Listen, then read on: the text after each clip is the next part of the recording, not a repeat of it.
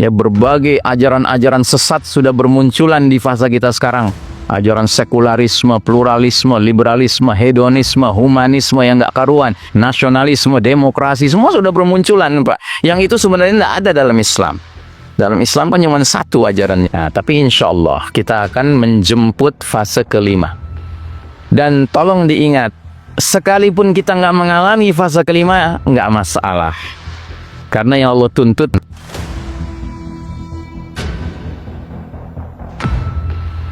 jamaah sekalian rahimakumullah, alhamdulillah, ba'akabah, alhamdulillah, kumaha damang. Ada yang orang Sunda di sini? Baik, jamaah sekalian rahimakumullah, alhamdulillah kita bersyukur ya. Allah masih memilih kita menjadi hamba-hamba beriman yang mengenal Rabb-nya, yang mengikuti utusannya, yang mendapatkan kenikmatan hidup di bawah naungan cahaya ajaran yang sempurna, yaitu al-Islam. Alhamdulillah. Dan malam hari ini, alhamdulillah, saya kembali diizinkan Allah berjumpa dengan jamaah dari Masjid Jami'atuz Zahidin, ya. Kumpulan orang-orang zahid, orang-orang yang zuhud, orang-orang yang tidak cinta dunia, karenanya peduli dengan apa-apa yang membawanya kepada keselamatan akhirat. Pada malam hari ini, seperti yang sudah diumumkan tadi, kita sedang mengadakan safari dakwah. Palestina dan Sudan ini merupakan dua negeri yang sebenarnya hanya dipisahkan oleh sebuah negeri yang namanya Mesir. Ya. Karenanya kalau kita perhatikan gambar yang terlihat di depan ini, ada yang tahu ini gambar siapa? Hah? Gambar siapa, Pak? Nggak tahu. Kira-kira aja. Boleh tebak-tebak manggis gitu, boleh. Hah? Kira-kira gambar siapa itu? Itu anak kecil tahu tuh. Gambar siapa? Hah? Gambar siapa? Ayo. Tadi udah kedengaran apa katanya? Fir'aun, Masya Allah, benar. Jawabannya benar. Ya. Oh tahu, Dek. Siapa namanya, Dek? Fadlan. Namanya Fadlan. Iya. Ini yang kasih nama bagus nih, ayahnya. Fadlan, kemuliaan ya, kehormatan. Jadi Fadlan ini tahu dia, ini gambar Firaun ya. Dari mana dia tahu? Mungkin karena dia lihat di situ ada piramida ya. Piramida itu kan adanya di Mesir. Dan ini sosok pemimpin zalim yang diabadikan dalam Al-Quran. Sedemikian zalimnya dia, sampai dia berani mengeluarkan kata-kata kebatilan yang sangat kurang ajar, yaitu kalimat, Ana Rabbukumul A'la. Aku adalah Rabb kalian yang maha tinggi. Bayangkan. Jadi sedemikian dia merasa dirinya berkuasa, sampai-sampai dia merasa dirinya itu Tuhan, Rabb. Ya. Dan ini akan diucapkan lagi nanti oleh puncak fitnah di akhir zaman. Yang Nabi katakan gelarnya atau namanya adalah Ad-Dajjal. Ya. Ad-Dajjal itu nanti kalau sudah keluar, dia akan mengumumkan, Ana Rabbukum, aku Rabb kalian. Persis seperti Firaun. Nah, kenapa kita memilih gambar ini? Karena temanya yang diminta oleh pengurus masjid, seperti ini temanya. Bahaya menjadi pembela pemimpin yang zalim. Ya. Jadi dalam perjalanan kita hidup di dunia ini, terkadang Allah takdirkan kita hidup di bawah naungan pemimpin yang adil. Sungguh bersyukur mereka yang hidup di bawah naungan pemimpin yang adil. Tapi terkadang kita tidak bisa memilih. Lalu Allah takdirkan kita hidup di bawah naungan pemimpin yang zalim. Nah, ternyata kalau kita berada di bawah naungan pemimpin yang zalim, lalu kita membelanya, itu akan membahayakan diri kita. Ya, karenanya kita harus faham, sebenarnya kita sedang hidup Di bawah kepemimpinan siapa? Itu. Baik. Untuk membicarakan tema ini, kita mengawali dengan sebuah hadis yang bagi mereka hadir tadi sholat Jumat, saya khutbah di sini. Saya kutip hadis itu. Hadis ini Nabi meringkas perjalanan umat Islam dari awal Nabi Muhammad sallallahu alaihi wasallam diutus sampai umur umat Islam berakhir sebelum terjadinya peristiwa dahsyat kiamat. Artinya dunia berakhir, dunia tutup buku ya.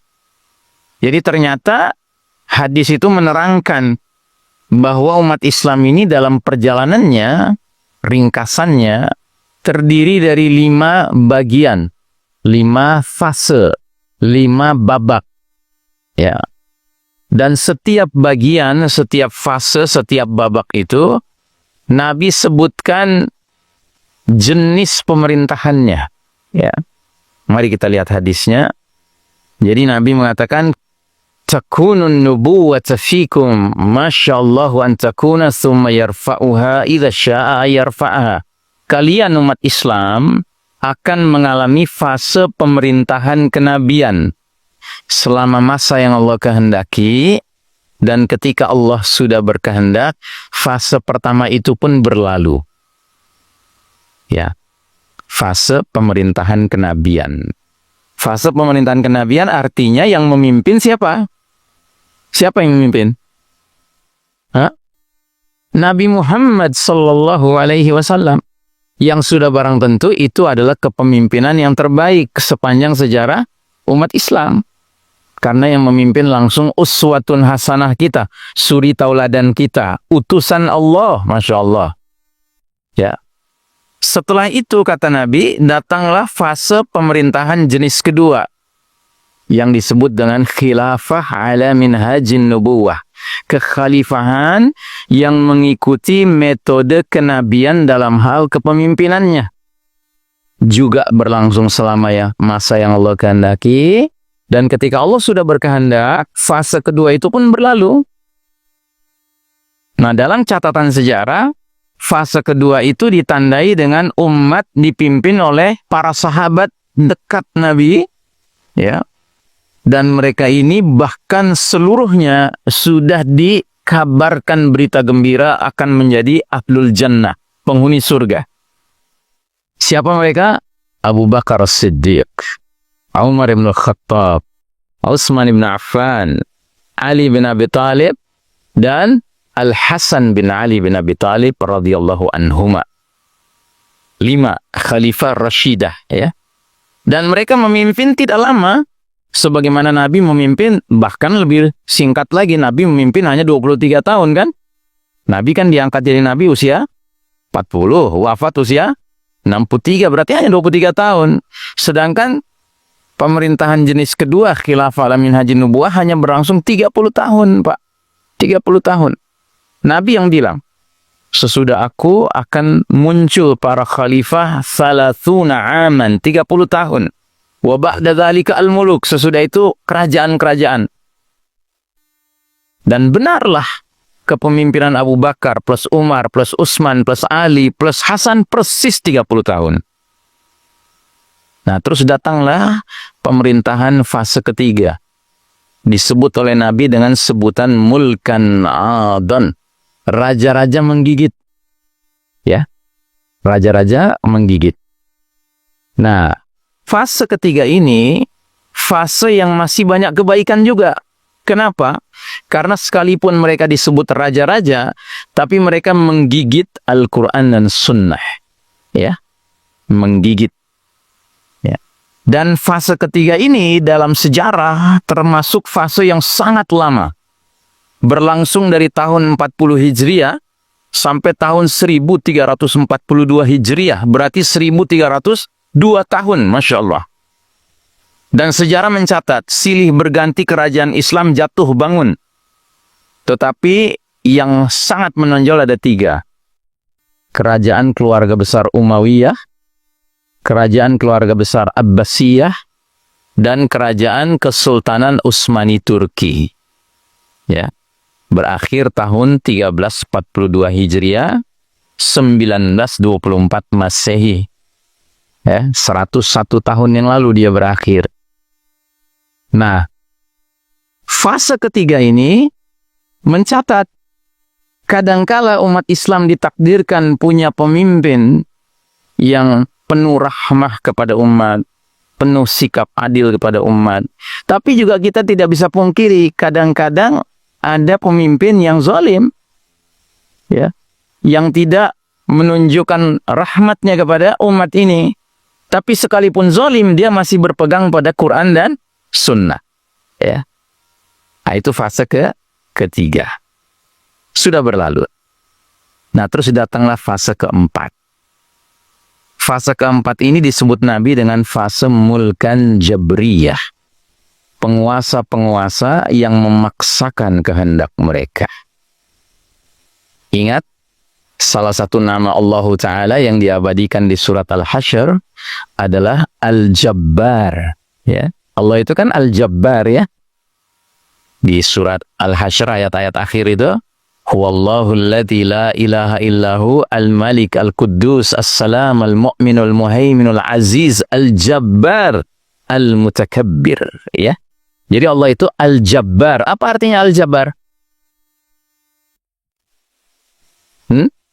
Yang maha memaksa. Ya.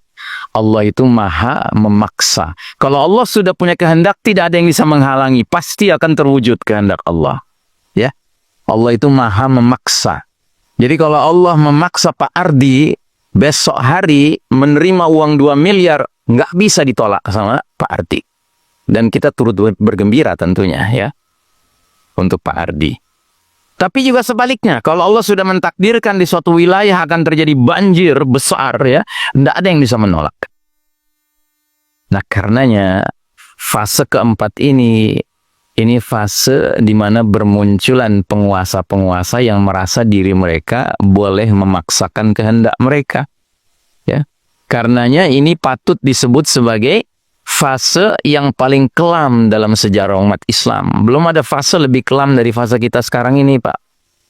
Fase yang kelam sekali. Dan kita tidak bicara tentang pemimpin tertentu, tidak. Tapi secara umum pemimpin di fase keempat ini mempunyai ciri-ciri ingin memaksakan kehendak. Enggak di dunia barat kafir, enggak di dunia Arab, enggak di dunia Islam. Begitu, ya. Karenanya, Masya Allah, kita yang ditakdirkan hidup di fase keempat ini, kita ini punya rezeki besar. Rezeki apa? Rezeki bersabar. Ya, rezeki bersabar. Kan para ulama punya ungkapan, al-ajru hasabil masyaqqah. Pahala yang akan diterima seseorang berbanding lurus dengan kesulitan yang dia hadapi. Dengan syarat dia mau bersabar menghadapi kesulitan itu, maka pahalanya akan besar sekali. Ya. Dan fase keempat ini ternyata sekalipun dia fase yang paling kelam, tapi bukan berarti ujung perjalanan dunia ini. Tidak. Ujung perjalanan dunia ini masih ada satu fase lagi yang disebut oleh Nabi di hadis ini dengan nama yang sama dengan fase kedua. Kata Nabi, kalau fase keempat ini Allah sudah kehendaki berlalu, berlalulah dia, lalu muncullah fase kelima, namanya pemerintahan khilafah ala minhajin nubuwah. Kekhalifahannya mengikuti cara-cara kenabian dalam hal kepemimpinannya. Tumma sakata, lalu Nabi diam. Para ahli hadis mengatakan lalu Nabi diam di sini menandakan sampai disitulah umur umat Islam. Tidak lama setelah itu dunia pun akan tutup buku. Selesai cerita dunia ini. Ya. Dan ternyata berdasarkan hadis-hadis Nabi, fase kelima ini nanti ibu kota khilafah itu di mana? Di Baitul Maqdis, ya. Itulah sebabnya kita harus punya kepedulian dengan apa-apa yang terkait dengan Baitul Maqdis. Karena ini boleh jadi adalah pertanda bahwa kita sebentar lagi akan menuju kepada pembebasan Baitul Maqdis, yang berarti kita akan meninggalkan fase keempat ini, kita akan memasuki fase kelima, insyaallah ta'ala. Ya, sabar. Ya. Nah, jadi kalau kita bikinkan petanya, peta perjalanan 5 fase itu, dia bersifat naik turun begini. Naik turun ya, naik, kemudian turun, kemudian naik lagi, begitu. Ya. Di fase Nabi memimpin dulu, dia mencapai puncak ya, ketinggian kejayaannya. Terus di fase Khulafaur Rasyidin, Abu Bakar, Umar, Utsman, dan Ali, ya juga banyak kebaikannya, masih di atas garis merah, umat Islam berjaya dan memimpin. Di fase para raja-raja yang menggigit, Mulkan Adnan, juga masih banyak kebaikannya, Umayyah, Abbasiyah, Kesultanan Utsmani Turki, tapi makin lama makin merosot. Sampai pada tahun 1342, ya, bubarlah ya kerajaan Islam. Bubar kerajaan Islam, Kesultanan Utsmani Turki bubar. Ya. Lalu negeri kaum muslimin yang tadinya begitu luas, Pak, membentang dari Maroko di barat sampai Maroke di timur, ya. Tiba-tiba pecah berkeping-keping menjadi laksana anak-anak ayam kehilangan apa? Kehilangan induk. Ya, enggak punya kepala, enggak punya pemimpin. 2 juta muslimin Gaza yang 2 miliar umat Islam di luar sana tidak bisa berbuat apa-apa. Karena apa? Nggak ada pemimpinnya. Iya toh? Sehingga kita harus punya kelompok-kelompok seperti Asa Charity ini untuk menggerakkan umat ini. Ayo kita donasi kepada saudara-saudara kita di Palestina. Coba kalau seandainya ada pemimpin satu. Ya. Nggak perlu ada Asa Charity, nggak perlu, karena sang pemimpin akan memerintahkan, ayo semua fokus, kita bebaskan Masjidil Aqsa, kita bebaskan Baitul Maqdis. Tapi kan sekarang nggak bisa terjadi itu. Karena apa? Nggak ada kesatuan langkah, nggak ada kesatuan kepemimpinan. Kita centang perenang, ya, berpecah belah. Inilah fase di mana kita berada, ya, di titik terendah ini. Di sini, Pak, kita berada di bawah garis merah. Fase umat Islam sedang kalah dan bahkan kita mengekor kepada yang lain. Fase waktu dulu umat Islam memimpin sistem kehidupan itu fondasinya iman tauhid. Tapi karena sekarang yang memimpin dunia adalah Barat, Eropa, maka sistem kehidupannya fondasinya kekufuran dan kesyirikan. Dan cilakanya negeri-negeri kaum muslimin pun ketularan. Sehingga ikut mengikuti jalur kekufuran dan kesyirikan itu. Walaupun kita tidak mau mengaku itu, tapi realitanya demikian. Ya bagaimana tidak kufur? Kok bisa di negeri kaum muslimin diberlakukan cara-cara ribawi? Kok bisa di negeri muslimin diberlakukan keharusan bayar pajak kepada orang beriman? Kalau dalam sistem iman tauhid kan yang bayar pajak siapa? Orang di luar Islam yang bayar pajak yang disebut dengan jizyah. Ya pajak orang kafir zimmi, kafir yang mau tunduk pada pemerintahan Islam. Nah sekarang kita bayar pajak, kan aneh. Ya, karena apa? Karena sistemnya tidak berfondasikan iman dan tauhid, ya, tapi berfondasikan kekufuran dan syirik. Tapi insya Allah, sekalipun kita berada di titik terendah saat ini, Nabi sudah memberi kita kabar gembira kalau fase kelima nanti masuk, kita pun akan kembali menanjak. Ya. Walaupun berat, Pak, berat. Kenapa? Karena efek dari fase sekarang ini panjang ceritanya. Ya, berbagai ajaran-ajaran sesat sudah bermunculan di fase kita sekarang. Ajaran sekularisme, pluralisme, liberalisme, hedonisme, humanisme yang nggak karuan, nasionalisme, demokrasi, semua sudah bermunculan, Pak. Yang itu sebenarnya nggak ada dalam Islam. Dalam Islam kan cuma satu ajarannya, la ilaha illallah. Ya. Nah, tapi insya Allah kita akan menjemput fase kelima. Dan tolong diingat, sekalipun kita nggak mengalami fase kelima, nggak masalah. Karena yang Allah tuntut bukan mengalami masa kejayaan, tapi yang Allah tuntut adalah keterlibatan untuk menjemput kejayaan itu. Nah, jadi kita perlu paham ini fase Mulkan Jabriyah ini macam mana. Fase Mulkan Jabriyah ini atau fase Hukmul Jabri, pemerintahan Mulkan Jabriyah ini ditandai dengan satu perpecahan yang mendalam di tubuh umat Islam. Yang kedua, dominasi politik eksternal. Ya, maksudnya politik eksternal itu politik dari luar umat Islam. Dan dunia kita sekarang ini ada 2 polar, ada 2 kutub. Ada kutub timur, ada kutub barat. Ada negeri kaum muslimin yang lebih condong ke Cina, ke Rusia. Tapi ada negeri muslim lebih condong ke Eropa. Nah, jadi ada dominasi politik eksternal. Dan yang ketiga, terkikisnya prinsip-prinsip Islam dalam pemerintahan. Jadi negeri-negeri kaum muslimin pemerintahannya itu nggak pakai prinsip Islam, bahkan alergi dengan prinsip Islam. Ya. tidak kecuali negeri yang kita cintai karena Allah, Indonesia ini. Ya, dari awal sudah alergi. Masih ingat? Baru juga hari ini proklamasi, esok harinya tiba-tiba ada gagasan untuk mencoret kata-kata syariat Islam. Masih ingat? Masih ingat? Harus ingat kita, Pak. Ini sejarah kita. Sejarah yang sekalipun pahit, tapi kita harus paham. Gitu. Nah, periode Mulkan Jabriyah ini merupakan penyimpangan yang jauh dari periode nubuwah, kenabian sudah barang tentu. Karena prioritas para penguasa tiran atau penindas ini mempertahankan kekuasaannya dan menjalin aliansi persekutuan dengan kekuatan asing atau musuh. Bukan mengutamakan kesejahteraan dan persatuan umat Islam. Kalaulah mereka mau peduli dengan kesejahteraan dan persatuan umat Islam, kuat sekali dia sebagai pemimpin. Tapi nyatanya itu nggak dia inginkan. Ya, dia lebih nurut kepada keinginan, ya, kekuatan aliansi dari asing. Kan aneh sekali. Gitu.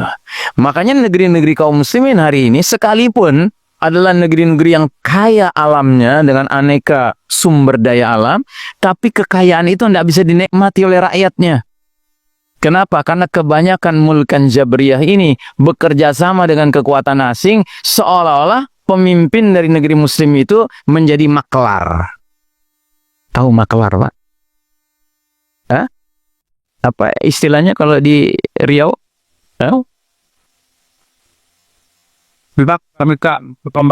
Pakang. Iya. Jadi maklar ini istilahnya dia ngasih jalan sama orang lain untuk ngambil harta kita, sumber daya alam kita. Nah, dia dapat ongkos ke komisi, ya, komisi. Itu kan nggak enak sekali, Pak. Sementara rakyat yang sebenarnya berhak tidak mendapatkan. Kalaupun mendapatkan dalam bentuk gelondongan-gelondongan kayu yang tiba-tiba datang dalam banjir. Ya, kan? Mana bisa dinikmati, malah jadi musibah kan, menjadi bencana. Baik. Nah, karakteristik pemerintahan Mulkan Jabriyah itu satu, diwarnai perebutan kekuasaan. Dua, meratanya penindasan dan tirani. Tiga, terjadinya perpecahan umat. Lalu yang keempat, meninggalkan nilai-nilai Al-Quran. Yang pertama, perebutan kekuasaan. Nabi Muhammad SAW menggunakan metafora. Metafora itu kiasan, ya, kiasan simbolis untuk menggambarkan secara gamblang, secara terang-terangan persaingan kekuasaan yang sengit dengan para pemimpin yang mengutamakan kepentingan pribadi, mengabaikan tegaknya keadilan dan upaya reformasi. Nabi SAW menggunakan kalimat yatakadamuna 'alaiha takadamul hamir. Mereka memperebutkan kekuasaan laksana keledai bertarung. Ya. Ini bukan saya yang bilang keledai, ya. Yang bilang Nabi ini. Nabi yang bilang. Dan kalau kita pelajari, keledai itu seringkali digunakan istilahnya untuk menggambarkan apa, Pak? Menggambarkan kebodohan, ya, kedunguan, ya. Dan kalau dalam surat Luqman, ya, itu ada nasihat Luqman, seorang ayah bijaksana kepada anaknya. Di ujung-ujung akhir nasihatnya tuh dia bilang, hendaknya kamu jalan di muka bumi dengan tenang, ya, dan ucapkanlah, berbicaralah dengan suara yang tenang. Karena seburuk-buruknya suara adalah suara keledai. Jadi keledai itu suka berebut suara. Gitu. Iya. Ya, mana yang lebih keras suaranya, ya kan? Kalau perlu dia beli suara, gitu, ya kan? Jadi Nabi menggunakan sebuah simbolis, ya, bahasa metafor yang kita sekarang hidup di zaman itu kita ngerti betul sekarang, Pak. Karenanya sangat disayangkan sebagian kita pun ikut-ikutan, ya, menjadi ekornya keledai. Keledai yang mana yang kita pilih? Yang A, apa yang B, apa yang C? Padahal keledai semua. Ya. Jadi era Mulkan Jabriyah ini memupuk faksionalisme. Faksionalisme itu artinya terbentuk faksi-faksi, kayak kelompok-kelompok kecil, ya, sebagai cara untuk mengkonsolidasikan kekuasaan, mendorong terciptanya iklim ketidakpercayaan dan persaingan. Partai-partai politik seringkali memprioritaskan agenda partai lebih utama daripada kesejahteraan kolektif umat, sehingga semakin memperdalam perpecahan. Begitu. Ya. Nah, bahkan dalam sebuah hadis tentang kepemimpinan, Nabi Muhammad sallallahu alaihi wasallam bersabda, "Innakum satahrisuna 'alal imarati wa innaha satakunu nadamatun wa hasrah yaumal qiyamah. Wa ni'mal murdi'atu wa bi'satil fatimah." Yang artinya, kalian akan berambisi, akan ambisi itu apa ya? Akan ingin sekali memperebutkan kepemimpinan kekuasaan, dan kepemimpinan kekuasaan itu akan menjadi penyesalan dan kesedihan di hari berbangkit nanti. Kepemimpinan itu, jabatan kepemimpinan itu senikmat-nikmatnya penyusuan dan sepahit-pahitnya penyapihan. Bukan rahasia lagi kan, Pak? Kenapa sih orang doyan menjadi pemimpin? Karena dia tahu itu saat dia menyusu yang luar biasa. Dapat fasilitas ini, fasilitas itu, fasilitas ini, fasilitas. Makanya kalau dia sudah menikmati fasilitas itu, dia pegang terus, nggak mau dia lepas. Aturannya cuma 2 periode, kalau perlu 3 periode. Begitu, ya. Dan dia menganggap begitu dia harus melepas ya jabatan itu, apa yang terjadi? Penyapihan, Pak. Pahit penyapihan itu. Ya. Nah, jadi jamaah sekalian rahimakumullah, yang pertama. Yang kedua, meratanya penindasan dan tirani. Para mulkan Jabriyah menegakkan kekuasaan mereka melalui paksaan dan rasa takut, memaksakan kepatuhan tanpa konsultasi atau keadilan. Iklim yang menindas ini menumbuhkan ketidakpercayaan dan rasa takut di tengah masyarakat. Dalam sebuah riwayat dari ia mengatakan bahwa kekuasaan mulkan Jabriyah akan menjadi tirani terang-terangan atau jabrut, di mana tidak seorang pun memiliki belas kasih, di mana leher dipenggal, tangan dan kaki dipotong, serta harta dirampas. Ya. Jadi di era mulkan Jabriyah itu jangan heran kalau banyak sekali tindak-tindak kezaliman, Pak. Ya. Dan yang menyakitkan di zaman mulkan Jabriyah itu, yang hak dibilang batil, Pak. Yang batil dibilang hak. Contoh, ada sebuah kemungkaran terjadi. Kemudian ada orang menyaksikan, lalu dia lapor ke polisi. Yang melapor itu yang ditangkap, Pak. Bukan yang melakukan kemungkarannya yang ditangkap, tapi yang melapor yang ditangkap. Ya, ada orang kreatif, anak muda kreatif, dia bisa memproduksi bibit-bibit tanaman yang kalau ditanam itu produksinya petani itu beruntung sekali. Nah, ketika dia sudah mulai sukses, tiba-tiba ditangkap dia. Dengan alasan apa? Ya, bibitnya itu belum ada sertifikasi. Padahal manfaat untuk masyarakat, untuk petani, ya kan? Ajib. Ya, itulah mulkan Jabriyah. Ya, para penguasa yang memaksakan kehendak mereka. Ya. Nah, jadi saudaraku rahimakumullah, periode ini ditandai oleh hukuman yang berat, penyitaan kekayaan dan kekerasan yang meluas, ya. Terus yang ketiga, perpecahan umat.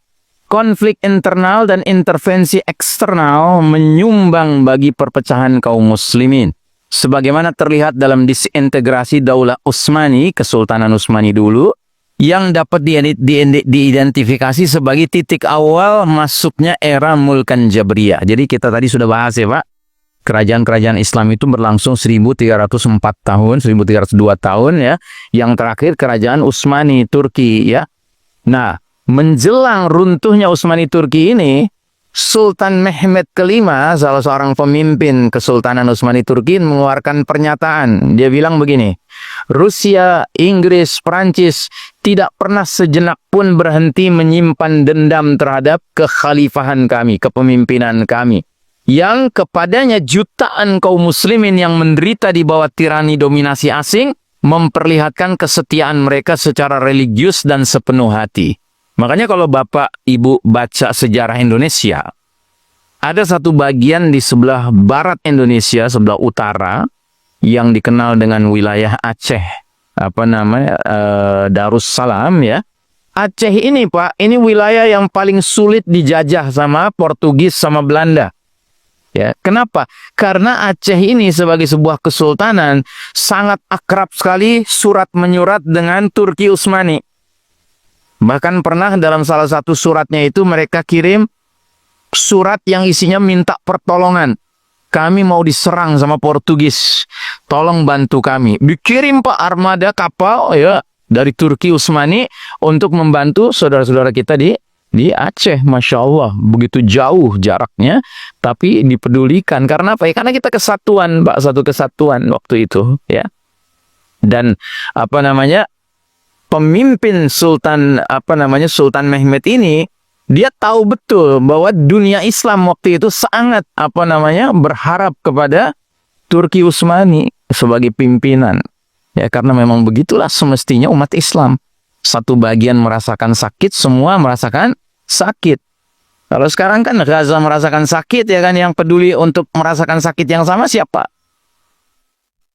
Nah, jadi jamaah sekalian rahimakumullah, kekuatan asing memanfaatkan perpecahan di dalam tubuh umat Islam dengan mendorong berbagai faksi untuk menimbulkan ketidakstabilan pemerintah. Era Mulkan Jabriyah ini saat ini mencerai-beraikan umat, meninggalkan warisan perpecahan dan hilangnya persatuan. Para pemimpin memprioritaskan aliansi dengan kepentingan asing daripada keadilan dan iman, sehingga merusak ikatan kaum muslimin. Kemudian selanjutnya Al-Quran memperingatkan terhadap perpecahan semacam ini. Ya, ayatnya sudah sering kita dengar, wa'tasimu bihablillahi jami'an wa la tafarraqu. Berpegang teguhlah kalian kepada tali agama Allah dan janganlah kalian bercerai-berai. Ya. Kita biasanya kalau baca ayat ini, Pak, sibuk menggarisbawahi ujungnya, Pak, jangan bercerai-berai, gitu ya. Padahal yang penting tuh bagian awalnya, Pak, berpegang teguhlah pada tali Allah, agama Allah. Ibaratnya kalau kita sudah benar-benar jujur berpegang pada tali agama Allah, dengan sendirinya kita nggak akan cerai-berai, Pak. Jadi jangan dibalik, jangan melarang-larang orang bercerai-berai tapi nggak berpegang pada Al-Quran dan Sunnah. Nggak mungkin, nggak mungkin. Sebab kita bisa bersatu itu karena kita berpegang pada tali yang sama. Sebab kita nggak bercerai-berai karena kita berpegang teguh kepada dinullah. Nabi Muhammad SAW lebih lanjut memperingatkan terhadap bahaya perpecahan. Nabi bersabda, "Fala tarji'u ba'di dallalan yadribu ba'dukum riqaba ba'd." Janganlah kalian seperti orang-orang tersesat setelahku, yang mana saling memenggal leher satu sama lain. Artinya saling berbunuhan. Sesama orang beriman saling berbunuhan. Nauzubillahi min dzalik, ya. Padahal Nabi pernah duduk di depan Ka'bah, lalu Nabi berkata, "Ya Ka'bah al-musyarrafah, wahai Ka'bah yang sangat terhormat. Sekalipun engkau sangat terhormat, tetapi nyawa seorang mukmin jauh lebih berharga nilainya daripada engkau." Begitu. Makanya ada sebagian ulama sampai mempertanyakan, apakah masih pantas seorang yang sudah pernah pergi haji, sibuk pergi haji lagi, sementara dia nggak peduli dengan Gaza? Padahal itu yang tertumpah di Gaza. Ya, apa ia jauh lebih penting dia melihat Ka'bah, ya, dengan pergi umroh, dengan pergi haji lagi? Itu padahal umroh itu sunnah. Padahal haji itu cukup wajibnya sekali seumur hidup. Kan begitu, ya? Baik. Ya, para Mulkan Jabriyah digambarkan sebagai saling berselisih satu sama lain untuk memperebutkan kekuasaan sebagaimana sekawanan hewan, khususnya keledai, berebut makanan atau bertengkar. Baik, perpecahan ini diperingatkan Al-Quran dalam surat Hud ayat 113. وَلَا تَرْكَنُوا إِلَى الَّذِينَ ظَلَمُوا فَتَمَسَّكُمُ النَّارُ وَمَا لَكُمْ مِنْ دُونِ اللَّهِ مِنْ أَوْلِيَاءَ ثُمَّ لَا تُنْصَرُونَ. Dan janganlah kalian cenderung kepada orang-orang zalim yang menyebabkan kalian disentuh api neraka, dan sekali-kali kalian tiada mempunyai seorang penolong pun selain daripada Allah, kemudian kamu tidak akan diberikan pertolongan. Itu pertanda masuk Isya. Hadirin jemaah rahimakumullah, kita lanjutkan. Dalam sebuah hadis yang sudah akrab di telinga kita, Rasulullah SAW bersabda yang artinya, hampir-hampir bangsa-bangsa lain memperebutkan kalian, umat Islam, layaknya memperebutkan makanan yang berada di mangkok. Seorang laki-laki bertanya, apakah kami umat Islam waktu itu berjumlah sedikit? Nabi menjawab, bahkan jumlah kalian pada waktu itu sangat banyak, namun kalian seperti buih di genangan air. sungguh Allah akan mencabut rasa takut musuh-musuh kepada kalian dan akan menanamkan ke dalam hati kalian al-wahan. Seseorang bertanya, wahai Rasulullah, apa itu al-wahan? Nabi menjawab, hubbud dunya wa karahiyatul maut, cinta dunia dan benci atau takut akan kematian. Jadi inilah era di mana hadis ini seolah-olah menjadi tampak begitu jelas, ya. Jumlah kita umat Islam bukan sedikit, 2 miliar kan bukan sedikit, ya. Tetapi karena kebanyakan kita diumpamakan oleh Nabi seperti rusa, rusa itu artinya buih, ya, maka kita tidak punya pengaruh, bahkan kita kena pengaruh, ya. Jadi kalau kita lihat buih, Pak, buih itu punya 3 ciri. Tidak berisi, kosong, ya. Jadi kalau kita ambil buih, kita remas tangan kita, nggak ada isinya, kan kosong. Yang kedua, tidak berbobot, ringan. Lalu yang ketiga, tidak punya arah sendiri. Jadi arahnya ditentukan oleh gerak air. Kalau air ke kanan, buih ikut ke kanan. Air ke kiri, ikut ke kiri. Begitu, ya. Nah, jadi Nabi menggambarkan jumlah yang banyak menjadi tidak punya pengaruh. Karena apa? Karena tidak berbobot, tidak ada isinya, kosong, dan tidak punya kejelasan arah, ya. Lalu yang mengerikan, pihak musuh sudah tidak lagi memandang kita dengan kewibawaan. Kita sudah tidak dipandang punya kewibawaan. Sudah hilang rasa takut mereka kepada kita, rasa hormat mereka kepada kita. Dan itu semua disebabkan sebagian kita terjangkiti penyakit yang disebut dengan al-wahan. Apa itu al-wahan?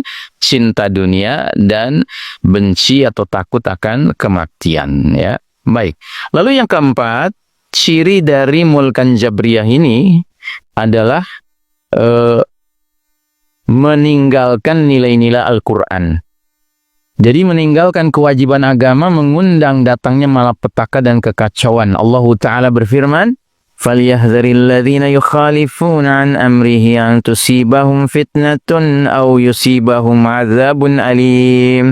Dan hendaklah orang-orang yang menentang perintah Rasulullah Sallallahu Alaihi Wasallam, yaitu menolak sunnahnya, hukumnya, perintahnya, ibadah mengikuti jalannya, pernyataan-pernyataan Nabi, dan lain-lain.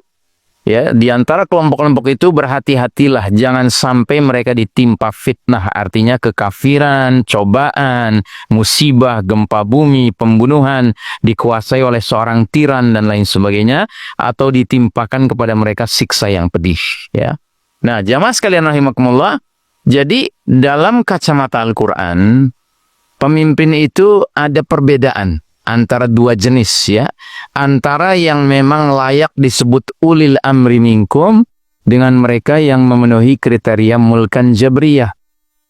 Nah, yang disebut ulil amri minkum itu digambarkan dalam surat Al-Anbiya ayat 73 sebagai waja'alnahum a'immatan yahduna bi amrina wa auhayna ilaihim fi'lal khairati wa iqamas salati wa ita'az zakati wa kanu lana 'abidin.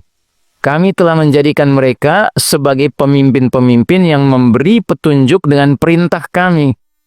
Jadi mereka sebagai pemimpin memberi petunjuk kepada masyarakat itu berdasarkan perintah Allah, bukan berdasarkan kehendak pribadi atau kehendak orang-orang di belakang dia, ya, yang punya kepentingan-kepentingan bisnis, kepentingan duniawi, ya. Dan telah kami wahyukan kepada mereka agar mengerjakan khairat, kebaikan-kebaikan, mendirikan sholat, menunaikan zakat, dan hanya kepada kamilah mereka selalu menghamba, beribadah.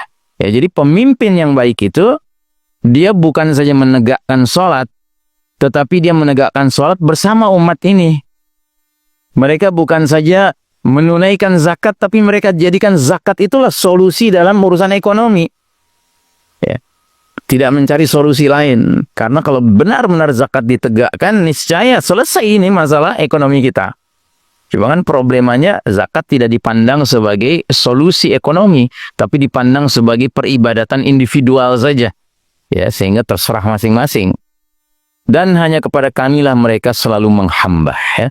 Adapun mulkan jabriyah itu digambarkan Allah di surat Al-Qasas ayat 41 sebagai وَجَعَلْنَاهُمْ أَئِمَّةً يَدْعُونَ إِلَى النَّارِ وَيَوْمَ الْقِيَامَةِ لَا يُنصَرُونَ. Dan kami jadikan mereka pemimpin-pemimpin yang menyeru, yang mengajak, yang mengundang manusia ke neraka, dan pada hari kiamat mereka tidak akan ditolong. Jadi mulkan jabriyah itu tidak mungkin mengajak kita ke surga. Ya, tetapi mereka itu mengajak manusia, masyarakat menuju ke neraka. Ya, dan itu berarti dia sudah mirip seperti perilaku musuh kita. Musuh kita kan syaitan. Allah katakan dalam surat Fatir itu, Inna syaitana lakum aduun. Sesungguhnya syaitan bagi kalian itu musuh. Fattakhidhuhu adu'a. Maka perlakukan dia sebagai musuh. Innama yad'u hizbahu liyakun min ashabis sa'ir. Sesungguhnya syaitan-syaitan itu hanya mengajak hizibnya, partainya, kelompoknya, gerombolannya, rombongannya, konco-konconya, kawan-kawannya, agar menjadi penghuni neraka yang menyala-nyala. Nah, berarti kalau ada pemimpin ngajak ke neraka, sama saja dia sudah jadi bagian dari syaitan. Ya, kepada syaitanlah mereka menghamba, bukan kepada Allah Subhanahu wa Ta'ala. Ya. Nah, kemudian di salah satu ayat Al-Quran, Allah menggambarkan, ya, di fase mulkan jabriyah ini rakyat kebanyakan mematuhi pemimpin sesat dan menyesatkan. Disebutkan dalam surat Ibrahim ayat 21, wa barazu lillahi jami'an faqala ad-du'afa'u lilladzina istakbaru inna kunna lakum tab'a fahal antum mughnuna 'anna min 'adzabillahi min syai'. Artinya, dan mereka semuanya di padang mahsyar nanti akan berkumpul menghadap kehadirat Allah Ta'ala. Maka berkatalah orang-orang yang lemah. Orang-orang lemah itu siapa, Pak? Rakyat kebanyakan, itu orang lemah. Ya, kepada orang-orang yang sombong. Orang-orang yang sombong itu siapa? Penguasa-penguasa yang tidak memimpin dengan aturan Allah. Itu pasti jadi orang sombong. Nah, jadi rakyat kebanyakan nanti ngomong sama mantan penguasa-penguasanya itu, sesungguhnya kami dulu di dunia pengikut-pengikut kalian, maka dapatkah kalian menghindarkan dari kami azab Allah sedikit saja? Begitu, ya kan? Kami dulu sudah taat sama kalian, kami sudah menjadi pengikut kalian. Coba dong hari ini, ya, kalian coba tolong kami, lindungi kami dari api neraka ini sedikit saja. Apa jawaban mereka? Ya. Qalu law hadanallahu lahadainakum. Mereka menjawab, seandainya Allah memberi petunjuk kepada kami waktu di dunia, niscaya kami dapat memberi petunjuk kepada kalian. Ya. Nah, jadi hati-hati, Pak. Kita nggak bisa berkesimpulan, oh pokoknya namanya pemimpin ikut aja kita. Kalau dia salah ya dia nanti yang celaka, dia yang dapat dosa. Kita mah enggak, yang penting kita taat pada pemimpin. Enggak begitu, Pak. Kita harus pelajari ini pemimpin ikut petunjuk Allah tidak.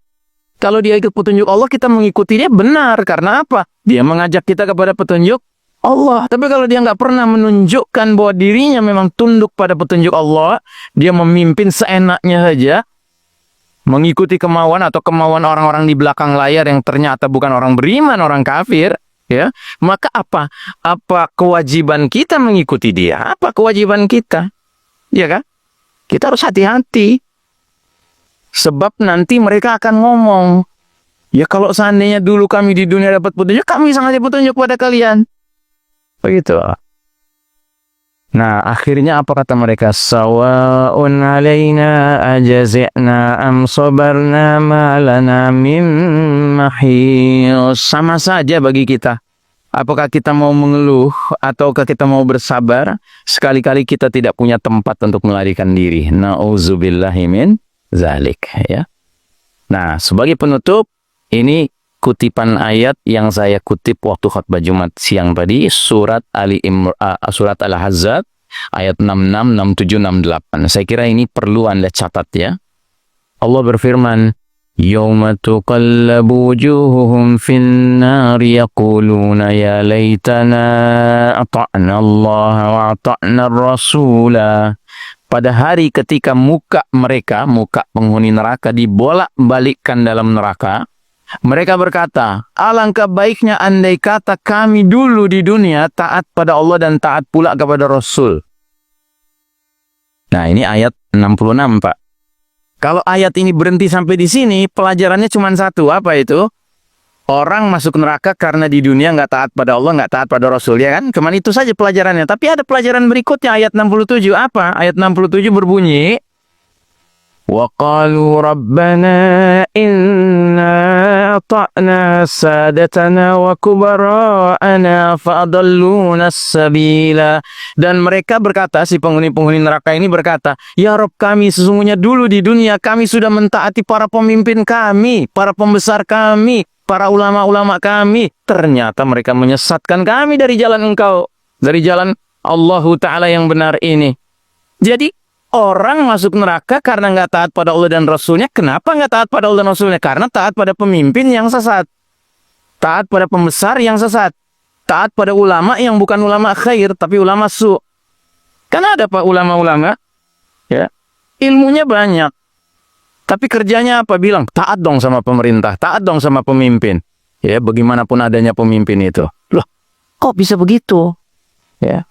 Makanya kalau kita belajar sejarah, banyak ulama-ulama yang khair, yang bagus, yang baik-baik, itu ujung-ujungnya dijebloskan ke penjara sama penguasa. Kenapa? Karena mereka mau menyampaikan kepada umat ini bahwa ini penguasa bermasalah ini. Padahal di zaman itu penguasanya masih menegakkan Quran dan Sunnah. Tapi penguasanya menyimpang dari Quran dan Sunnah. Tadi yang saya katakan raja-raja menggigit, Pak. Gigitan kan macam-macam, Pak. Ada gigitan yang kenceng, ada gigitan yang agak longgar, ada yang mangap, ya kan? Gigit Quran dan Sunnahnya bagaimana? Kan begitu. Itu harus kita adil menilainya. Bukan berarti kita ingin berontak, bukan. Cuman kita masing-masing bertanggung jawab di hadapan Allah sendiri-sendiri, Pak. Nggak bisa dikaitkan dengan pihak lain. Nggak bisa kita nanti minta tolong ayah kita, ibu kita, ya paman kita, jenderal ini, pemimpin anu. Nggak ada. Semua nafsi-nafsi berdiri di depan Allah Subhanahu wa Ta'ala. Makanya di ujung ayat 68, apa kata mereka?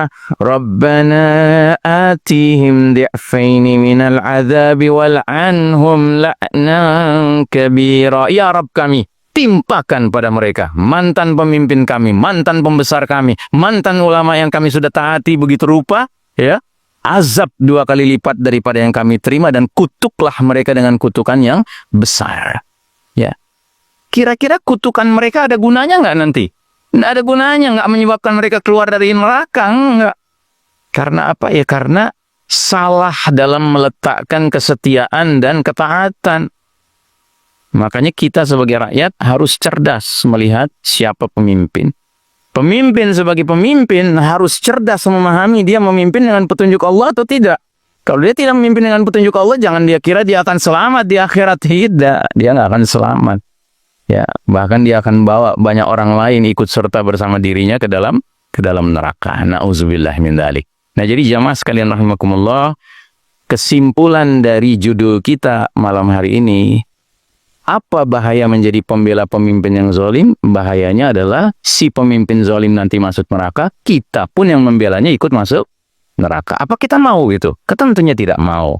Semua kita ingin selamat di dunia dan selamat di akhirat. Nah, bahwa kita sedang diuji Allah dengan hidup di fase yang paling kelam dalam sejarah umat Islam, inilah fase di mana kita harus di satu sisi bersabar, ya, menahan diri, tapi di lain sisi nggak begitu saja taat. Nggak begitu saja taat, tapi bukan berarti terus berontak. Ngapain berontak, Pak? Kita nggak punya kekuatan.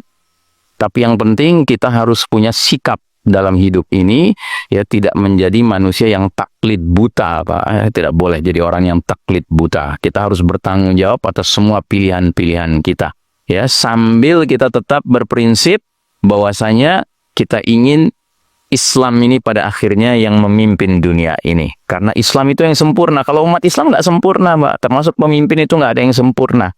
Ya, kecuali kalau nanti Khulafaur Rasyidin sudah tegak kembali, hadir lagi dengan ibu kotanya Baitul Maqdis, itu memang dijamin mereka itulah khalifah-khalifah yang mengikuti manhaj nubuwah, metode kenabian dalam hal kepemimpinannya. Tapi sekarang belum ada yang seperti itu. Ya, karenanya kita wajib bersabar, bertahan, ya, sambil tetap saling mengingatkan satu sama lain untuk bersabar dan bertahan dalam jalan yang hak ini, ya. Dan kita doakan semoga saudara-saudara kita yang ditimpa bencana, ya, dikarenakan kebijakan-kebijakan dari penguasa-penguasa setempat yang memberikan, ya, konsesi kepada pemilik-pemilik tambang yang menyebabkan hutan menjadi tidak sanggup menahan air, ya. malah menimbulkan bencana, ya semoga Allah berikan mereka kesabaran dan Allah berikan kepada mereka pahala yang besar karena kesabaran mereka itu. Ya, karena pada hakikatnya ahlul bala, orang-orang yang terkena bala pada mereka, kalau mereka bersabar, Masya Allah, derajat mereka jauh lebih tinggi daripada ahlul afiyah. Ahlul afiyah itu orang-orang yang hidupnya tenang, senang, mudah, ya. Nanti di hari berbangkit, orang-orang beriman dikumpulkan semuanya, tetapi ahlul bala diangkat derajatnya. Ya, orang-orang yang banyak menderita waktu di dunia, tapi sabar. Mereka diangkat derajatnya sedemikian tingginya sampai ahlul afiyah itu mendongak begini melihatnya. Akhirnya mereka bilang, ya Allah, kalau tahu betapa mulianya menjadi ahlul bala, kembalikan kami ke dunia ya Allah. Biarlah kami mati dalam bentuk dicincang-cincang daging-daging kami. Masya Allah, ya. Jadi kita sekarang merasa bersyukur kita nggak mengalami yang dialami saudara-saudara kita di Gaza, Pak. Tapi boleh jadi nanti di hari berbangkit, saudara-saudara kita di Gaza yang sabar menghadapi penderitaan itu, kedudukannya jauh lebih mulia dari kita sampai kita iri sama mereka. Ya, demikian mudah-mudahan apa yang kita bahas malam hari ini bermanfaat dunia akhirat untuk kita bersama. Aqulu qawli hadza fastaghfirullaha wa lakum innallaha wal ghafurur rahim. Wassallallahu ala nabiyyina Muhammadin wa ala alihi wa sahbihi ajma'in. Walhamdulillahi rabbil alamin. Wassalamu alaikum warahmatullahi wabarakatuh.